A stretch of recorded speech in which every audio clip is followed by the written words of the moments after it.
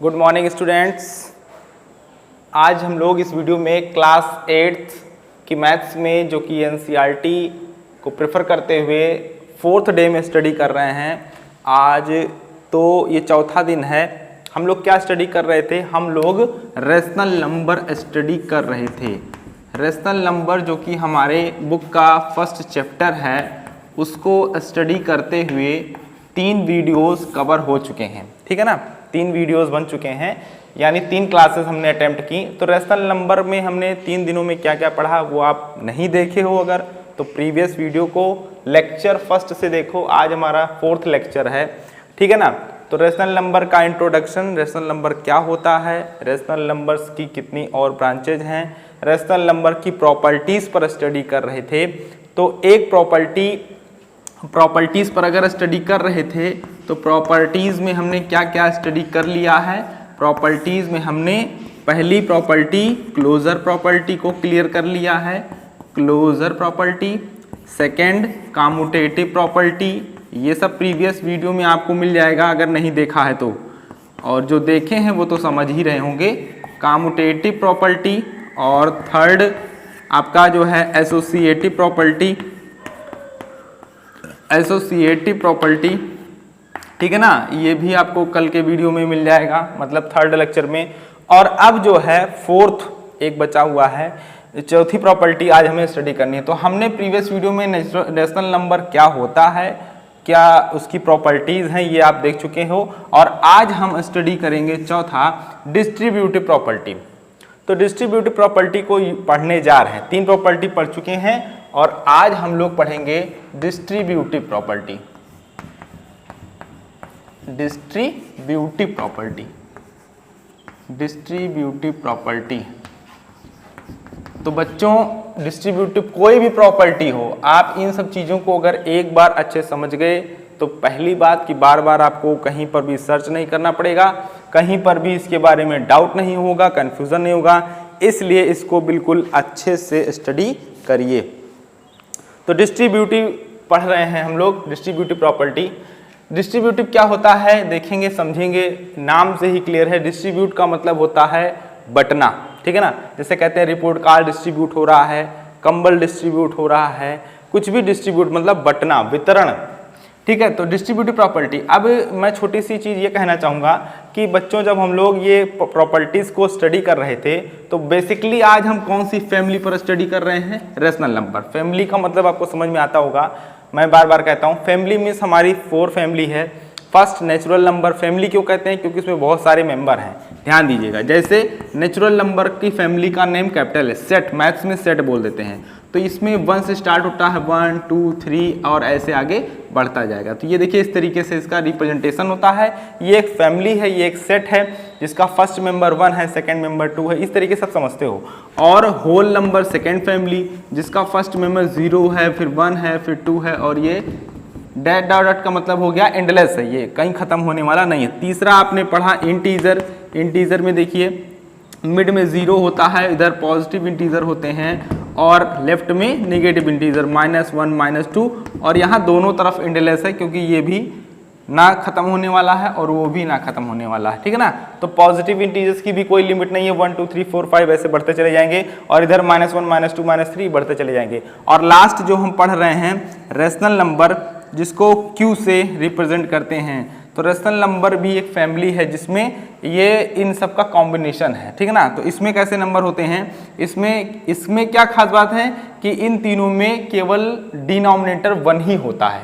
यहाँ पर आप देखिए अपॉन कुछ भी नहीं है, तो यहाँ पर डिनोमिनेटर ऑलवेज 1 है, यहाँ पर डिनोमिनेटर के ऊपर कोई बाउंडेशन नहीं है। बहरहाल रेशनल नंबर पर मुझे चर्चा आपसे इस समय नहीं करनी है क्योंकि मैंने आपको इसको अच्छे से बता दिया है इंट्रोडक्टिव पार्ट और लेक्चर फर्स्ट में। तो इन्हीं को मैं फैमिलीज बोलता हूँ, मेरा कहना ये था आपसे।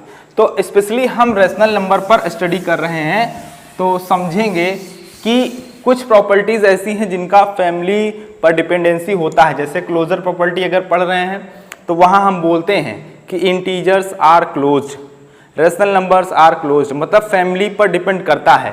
लेकिन कम्यूटेटिव प्रॉपर्टी, एसोसिएटिव प्रॉपर्टी, ये दोनों प्रॉपर्टी जो हमने पढ़ी, आपने देखा, हमने देखा कि ये प्रॉपर्टीज ऐसी हैं जिनका फैमिली पर डिपेंडेंसी नहीं है। तो ये किस पर डिपेंड करते हैं, ये मैथमेटिकल ऑपरेशन पर डिपेंड करते हैं, addition, subtraction, multiplication and division.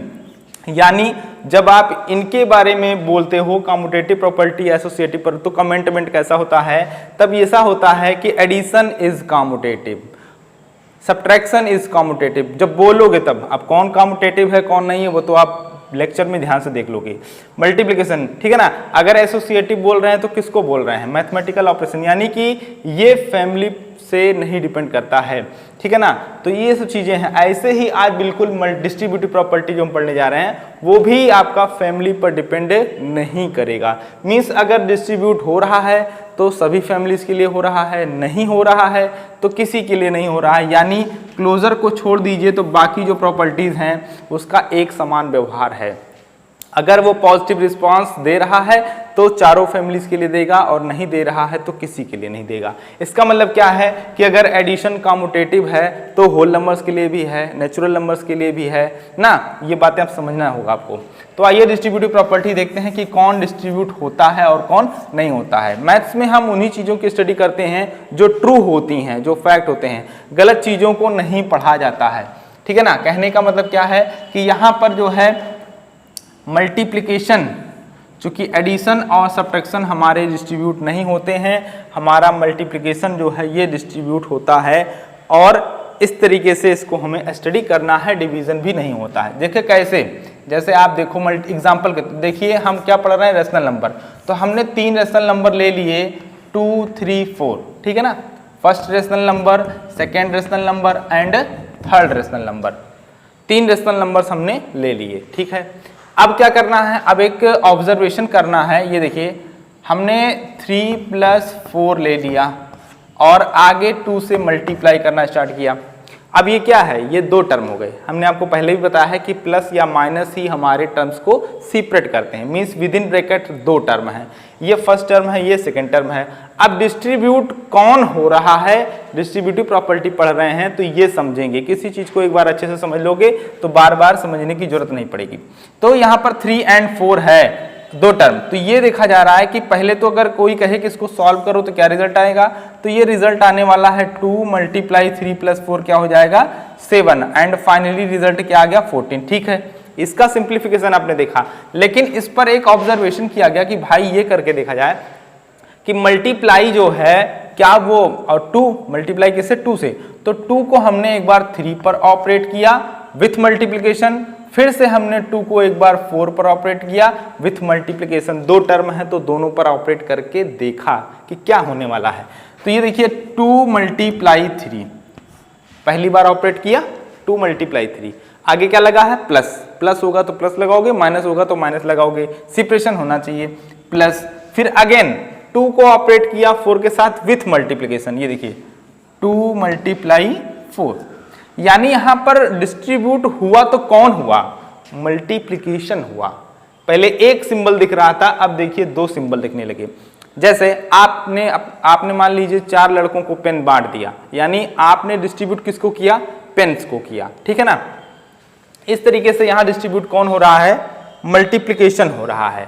तो अब देखो इसका रिजल्ट क्या आएगा, इसका रिजल्ट आएगा 6 और इसका रिजल्ट आएगा 8, और बीच में आप देख ही रहे हैं प्लस लगा हुआ है, तो क्या रिजल्ट आया 14। तो क्या रिजल्ट चेंज हुआ, रिजल्ट चेंज नहीं हुआ। इससे क्या पता चलता है, इससे ये पता चलता है कि जो ये मल्टीप्लिकेशन है उसको हम डिस्ट्रीब्यूट कर सकते हैं। हमने बार बार वही चीज सिखाई है या बताया है कि भैया मैथ्स में वही काम हम कर सकते हैं जिससे हमारा फॉर्म चेंज हो जाए लेकिन वैल्यू चेंज ना हो। तो इसका मतलब ये हुआ कि मल्टीप्लिकेशन को जब हमने पहले पर अलग ऑपरेट किया, दूसरे पर ये 2 क्यों है, क्योंकि मिड में प्लस या माइनस लगा है। अगर मिड में प्लस माइनस नहीं होगा तो वो 2 है ही नहीं। तो अगर ये 2 टर्म है और मल्टीप्लिकेशन को हमने क्या किया, डिस्ट्रीब्यूट किया दोनों पर, तो ये पता चला कि हाँ भाई डिस्ट्रीब्यूट कर सकते हैं। क्यों, क्योंकि रिजल्ट पर हमारे इफेक्ट नहीं आएगा। अब आप सोच रहे होंगे डायरेक्टली हमने मल्टीप्लिकेशन पर ही क्यों चर्चा की, भैया प्लस और माइनस आपके डिस्ट्रीब्यूटिव प्रॉपर्टी को फॉलो नहीं करेगा। अगर आपके मन में डाउट है कि भाई हम नहीं मानेंगे, तो आइए इसको भी एग्जाम्पल के तौर पर देख लेते हैं। तो आपने ये तो क्लियर कर ही लिया कि क्या मल्टीप्लिकेशन क्या है, डिस्ट्रीब्यूट प्रॉपर्टी को फॉलो करेगा ना। मल्टीप्लिकेशन डिस्ट्रीब्यूट प्रॉपर्टी को फॉलो करेगा, किसके साथ, एडिशन के साथ भी और सब्ट्रैक्शन के साथ भी, ओवर।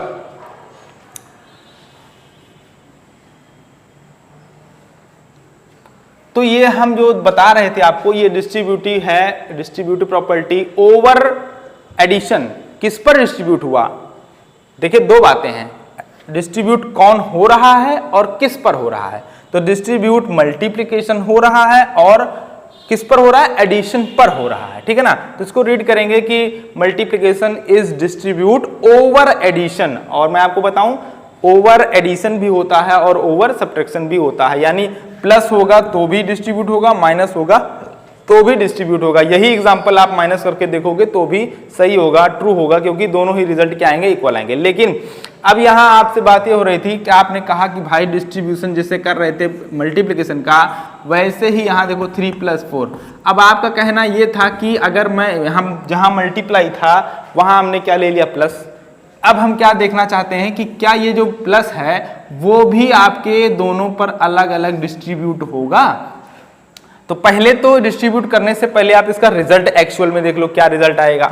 आप बता दीजिए, 2 ब्रैकेट को सॉल्व करेंगे तो 2 + 3 + 4 क्या हो गया, 7। रिजल्ट कितना आ गया, 9 आ गया। हम इसका रिजल्ट जान रहे हैं, 9 आएगा, ठीक है ना। अब बताओ डिस्ट्रीब्यूट करके देखो, तो डिस्ट्रीब्यूट करो तो आप 2 को 3 के साथ अगर डिस्ट्रीब्यूट करोगे तो क्या आएगा, मिड में प्लस आएगा। ये देखो डिस्ट्रीब्यूट किया, देखो जैसे यहां पर डिस्ट्रीब्यूट किया था, ये देखो ये फर्स्ट डिस्ट्रीब्यूशन, ये सेकंड डिस्ट्रीब्यूशन था ना, दोनों को अलग अलग डिस्ट्रीब्यूट किया। तो 2 को चूंकि यहां प्लस है तो प्लस के साथ ऑपरेट हो जाएगा। अब दोबारा फर्स्ट के साथ आपने डिस्ट्रीब्यूट किया, सेकंड के साथ करो, ऑपरेट करो, तो 2 + 4। और बताओ मिड में कौन सा साइन है, प्लस का है, ओवर। डिस्ट्रीब्यूट कर रहे हो, सही है कि गलत हो तो अभी पता चलेगा। अब बताओ 2 + 3 कितना हो गया, 5, और 4 + 2 कितना हो गया, 6। रिजल्ट कितना आ गया, 11। तो बताओ भैया, हम तो जानते थे रिजल्ट क्या है, 9 है, लेकिन रिजल्ट क्या आ रहा है, 11। इसका मतलब साफ जाहिर है कि जो हम कर रहे हैं वो गलत है। इसका मतलब क्या है कि एडिशन डिस्ट्रीब्यूट नहीं होता है, एडिशन जो है अलग अलग ऑपरेट नहीं कर सकते हम और आप। तो जब एडिशन गलत है, एडिशन आपका डिस्ट्रीब्यूट नहीं होता है, तो सब्ट्रैक्शन भी डिस्ट्रीब्यूट नहीं होगा। ये दोनों हमारे मैथमेटिकल ऑपरेशन जो हैं, ये डिस्ट्रीब्यूटिव प्रॉपर्टी को होल्ड नहीं करते, एक्सेप्ट नहीं करते, सेटिस्फाई नहीं करते। समझने वाली बात है, कहीं पर कुछ लर्न नहीं करना है। तो आपने विधिवत अच्छे से समझ गए होंगे कि मल्टीप्लिकेशन ही डिस्ट्रीब्यूट होता है, डिवीजन भी नहीं होता है। बाय एग्जांपल करके हम समझ सकते हैं, ऐसे ही बिल्कुल। तो आपको समझ में आया होगा। यहाँ पर कमेंट क्या लिखना होगा हमें प्रॉपर्टी के बेस पर कि multiplication is distribute over addition और सब्ट्रैक्शन, ये चीजें हमें लिखनी होगी। तो ध्यान रहे, केवल डिस्ट्रीब्यूटिव प्रॉपर्टी को कौन फॉलो करता है, ये फॉलो करता है। अच्छा, डिवीजन वाला भी एग्जांपल के तौर पर देख लीजिए, वो ट्रू है या फॉल्स है, वो ट्रू है या फॉल्स है। 2 / 10 + 4, ठीक। पहले तो आइए इसका रिजल्ट जान लेते हैं कि इसका एक्चुअल में रिजल्ट क्या आएगा, ठीक है ना। तो बताओ, पहले ब्रैकेट सॉल्व करोगे तो 2 / 10 + 4 क्या हो जाएगा, 14, यानी रिजल्ट क्या आया, 2/14 ना। भाई ये न्यूमरेटर होता है, ये डिनोमिनेटर होता है अगर फ्रैक्शन फॉर्म में लिखें तो। फाइनली क्या आ गया, फाइनली आ चुका है 1/7, 2 7 14 होता है। तो रिजल्ट तो हमने देख लिया, ये है। आइए अब जरा डिस्ट्रीब्यूट करके देखें कि क्या ये भी डिस्ट्रीब्यूट कर पाएगा कि नहीं कर पाएगा। तो 2 को एक बार 10 पर डिस्ट्रीब्यूट करोगे और इसको 4 पर भी, कौन से, मल्टीप्लिकेशन से, सॉरी डिवीजन से। जैसे यहाँ मल्टीप्लिकेशन से किया था तो ट्रू था, लेकिन डिवीजन और एडिशन को करके देखा तो वो गलत था। अब यहाँ डिवीजन को करके भी देख लेते हैं। तो 2 क्या लिखोगे, इसी का सेकेंड फॉर्म लिखने जा रहे हैं, ऑब्जर्व करने जा रहे हैं। तो यहाँ लिखा जाएगा 2 / 10, ठीक है ना। पहले पर ऑपरेट किया, ठीक है ना, विथ डिवीजन। अब आगे का सिंबल क्या है, प्लस है, प्लस। दूसरा पार्ट क्या बनेगा, 2 / 4, ये देखो। अच्छा, 2 / 10 क्या आएगा, बहुत सिंपल है, इसको रफली कर सकते हो। देखो 2 / 10, तो 2 / 10 का मतलब हुआ 2/10, 2 1 जा 2, 2 5 जा 10, यानी इसका पहला पार्ट का रिजल्ट क्या आएगा, पहले पार्ट का रिजल्ट आएगा 1/5 प्लस 2/2 डिवाइडेड बाई 4, तो 2 डिवाइडेड बाई 4 क्या आएगा 1/2, आप जानते हो 2/4 हो जाएगा, तो 1/2। अब इन दोनों को अगर ऐड करोगे तो एलसीएम लोगे तो 10 आएगा, और 5 2 जा 10, 2 1 जा 2 एंड 2 5 जा 10, डिनोमिनेटर से डिवाइड करो, जो आए ऊपर मल्टीप्लाई कर दो, तो 2 5 जा 10, 5 1 जा 5, कितना आया 7/10 आया। ये देखो, तो आपने क्या देखा, आपने ये देखा कि रिजल्ट बदल चुका है। मींस जो ये डिवीजन का केस हम लेकर के चर्चा कर रहे थे कि डिस्ट्रीब्यूट होगा कि नहीं होगा, तो डिवीजन भी हमारा जो है डिस्ट्रीब्यूटिव प्रॉपर्टी को फॉलो नहीं करेगा। अच्छा, जैसे आप कह रहे हो कि आपने बांटा, तो आपके सामने जब 2 लोग 4 लोग होंगे तभी तो बांटोगे, तो वैसे ही ये मैथमेटिकल जो ऑपरेशन दिखता है, ये सामने 2 टर्म 3 टर्म होने चाहिए, उन्हीं पर ये अलग अलग डिस्ट्रीब्यूट हो रहा है। तो हमने यहां पर फाइनली क्या देख लिया, केवल एक मैथमेटिकल ऑपरेशन ऐसा है मल्टीप्लिकेशन, जो कि डिस्ट्रीब्यूट हो रहा है ओवर एडिशन और सब्ट्रैक्शन। ओवर एडिशन और सब्ट्रैक्शन इसलिए बोलना पड़ रहा है या कहना पड़ रहा है क्योंकि जब सामने हमारे 2 टर्म या 3 टर्म होंगे तो ही आप उसको डिस्ट्रीब्यूट करोगे। तो अब इसको अगर जनरल फॉर्म में लिखें तो यहां पर कमेंट क्या आएगा कि मल्टीप्लिकेशन इज डिस्ट्रीब्यूटिव प्रॉपर्टी को फॉलो करता है, मतलब डिस्ट्रीब्यूट है ये, multiplication is distribute over, distribute multiplication हो रहा है किस पर, ओवर एडिशन और एंड, बल्कि दोनों पर, एंड सब्ट्रैक्शन। ये देखिए, तो multiplication is distribute over addition and subtraction, ध्यान दीजिएगा ये सब्ट्रैक्शन का सिंबल है। तो एडिशन एंड सब्ट्रैक्शन ये हमारा कमेंट होगा, ये हमारा रिजल्ट होगा। अब इसको मैथमेटिकली फॉर्म में अगर हम लिखना चाहें तो ये देखिए मैथमेटिकली फॉर्म में कैसे लिखोगे, बहुत ही इंपॉर्टेंट है, इसका न्यूमेरिकल्स में आपके यूज होने वाला है, तो इसलिए बहुत ध्यान समझना। अब मैं कह देता हूं कि ए बी सी हमारे 3 रेशनल नंबर हैं, ये कौन है, ये तीनों रेशनल नंबर है, ठीक है ना। तो अब देखो यहां पर हमने क्या किया, पहले तो हमने b प्लस सी बना लिया, या b माइनस सी भी बना सकते हो, 2 टर्म होने चाहिए। अब a का हमने क्या किया, मल्टीप्लाई किया। क्यों मल्टीप्लाई किया, क्योंकि हम पढ़ रहे हैं डिस्ट्रीब्यूटिव प्रॉपर्टी, मल्टीप्लिकेशन ही डिस्ट्रीब्यूट होता है, तो मल्टीप्लिकेशन होगा तभी ये अलग अलग बटेगा, ठीक ना। तो अब इसको अगर लिखना है तो क्या लिखोगे, a मल्टीप्लाई b, चाहे ब्रैकेट लगा लीजिए या ना लगाइए, ये फर्स्ट पार्ट हो गया, प्लस आपने a को क्या किया, b पर डिस्ट्रीब्यूट किया, फिर आप a को क्या करोगे, c पर डिस्ट्रीब्यूट करोगे, मीन्स क्या आ जाएगा, a मल्टीप्लाई c। ऐसे ही यहां पर हो जाएगा, तो a multiply b and minus, अब माइनस लगा है, देखो प्लस था तो मिड में प्लस लगाया था, माइनस है तो माइनस लगाओगे, a मल्टीप्लाई c। यही जो अब लिखा गया है ये आपके सामने, इसी को बोलते हैं डिस्ट्रीब्यूटिव प्रॉपर्टी या डिस्ट्रीब्यूशन रूल, ठीक है ना। और हो कौन रहा है, मल्टीप्लिकेशन हो रहा है, किस पर हो रहा है, प्लस पर हो रहा है और माइनस पर हो रहा है, क्योंकि जब 2 लोग होंगे तभी तो ये मल्टीप्लिकेशन बटा, मल्टीप्लिकेशन पहले में भी बट गया और दूसरे में भी बट गया। एक चीज और छोटी सी यही कहेंगे कि इसका ये भी मतलब होगा, अगर इस वैल्यू को इस तरीके से लिखा जा रहा है तो आगे चल करके न्यूमेरिकल में आपको ध्यान देना होगा कि हम 2 टर्म अगर हैं और दोनों में कोई चीज कॉमन दिख रही है तो मल्टीप्लिकेशन के साथ, किसी और के साथ नहीं। जैसे a का यहाँ मल्टीप्लिकेशन का रिलेशन है, यहाँ पर भी मल्टीप्लिकेशन का रिलेशन है, तो उस a को हम क्या कर सकते हैं, कॉमन भी कर सकते हैं। देखिए दोनों तरीके होते हैं, फॉरवर्ड में भी जा सकते हो और बैक में भी जा सकते हो, ठीक है ना। अगर कहीं पर लिखा है x plus Y is equal to X into Y, इसका क्या मतलब समझते हैं कि x प्लस वाई की वैल्यू अगर जरूरत पड़ी तो x इंटू वाई लिखेंगे, लेकिन x इंटू वाई अगर लिखा है तो x प्लस वाई भी लिख सकते हैं, बिकॉज दोनों के बीच में क्या है, इक्वल है। तो ये क्वांटिटी लिखी हुई मिलेगी तो इसको लिख सकते हो, और ये क्वांटिटी लिखी हुई है तो इसको लिख सकते हो। ये भी छोटा सा कॉन्सेप्ट हमको आपको समझना होगा। कहने का मतलब ये देखिए, अब जैसे अब ये बहुत डिटेल में लिखा हुआ है, a मल्टीप्लाई b को शॉर्ट में a भी लिख दिया जाता है और प्लस इसको ac लिख दिया जाता है, तो आपको दिखाई पड़ा दोनों में a क्या है, कॉमन है। तो अब इसको क्या कर सकते हैं, अगर लिखा हुआ है ab प्लस ac, तो इसको हम चाहें तो a को क्या कर सकते हैं, कॉमन कर सकते हैं। कॉमन क्यों कर पा रहे हैं, क्योंकि इसका अपने बगल वाले से मल्टीप्लाई का रिलेशन है, मींस a को कॉमन किया और कॉमन करने के बाद मल्टीप्लाई ही लगाओगे, ये ध्यान देना। एंड देन ब्रैकेट, यहाँ क्या रिमेन हुआ, यहाँ क्या बचा b और यहाँ क्या बचा c, तो क्या लिखोगे with in bracket b plus c। तो ये भी न्यूमेरिकल्स में आपके यूज होने वाला है, ठीक है ना। अब मैं आपको बता दूं न्यूमेरिकल कैसे यूज होगा। देखिए एक छोटा सा एग्जांपल, तब अच्छे से क्लियर हो जाएगा, ताकि ये कंफ्यूजन ना रहे कि भाई कैसे न्यूमेरिकल्स लगाएंगे। अभी तो छोटे छोटे नंबर लेकर कर रहे हैं, बाद में आपको देखेंगे वहां पर बड़े नंबर्स मिलेंगे। जैसे लिखा हो मान लीजिए कि 2 मल्टीप्लाई 5 प्लस 2 मल्टीप्लाई 7 और प्लस 2 मल्टीप्लाई मान लीजिए 10। अब कहा गया इसको सॉल्व करिए। मान लीजिए क्वेश्चन है सिंप्लीफाई टू दिस एक्सप्रेशन, इस एक्सप्रेशन को आप क्या करिए सॉल्व करिए। तो आप देखो ये फर्स्ट टर्म हो गया, ये सेकंड टर्म हो गया और ये थर्ड टर्म हो गया। क्यों? क्योंकि प्लस का काम होता है सेपरेशन का, इसने टर्म को अलग अलग किया, ये मल्टीप्लाई टर्म को अलग अलग नहीं करेगा, ठीक है। तो तीनों टर्म्स में क्या दिखाई पड़ा कि 2 क्या है, 2 है कॉमन। तो आप तीनों ही टर्म्स में 2 को क्या कर सकते हो, कॉमन कर सकते हो। अभी अभी आपने पढ़ा यही चीज, ठीक है ना। तो 2 को हमने क्या कर लिया कॉमन, और कॉमन लेने के बाद तुरंत क्या लगता है मल्टीप्लाई। हमेशा क्यों लगता है? क्योंकि 2 का बगल वाले से मल्टीप्लाई का ही रिलेशन था। मल्टीप्लाई लेने के बाद करने के बाद आप ब्रैकेट लगाओगे। फर्स्ट टर्म में क्या रिमेन हुआ, क्या बचा, 5 बचा। आगे का साइन लगाओ, प्लस है तो प्लस लगाओ, माइनस होता तो माइनस लगाते। यहाँ क्या बचा 7, यहाँ क्या बचा आपका 10।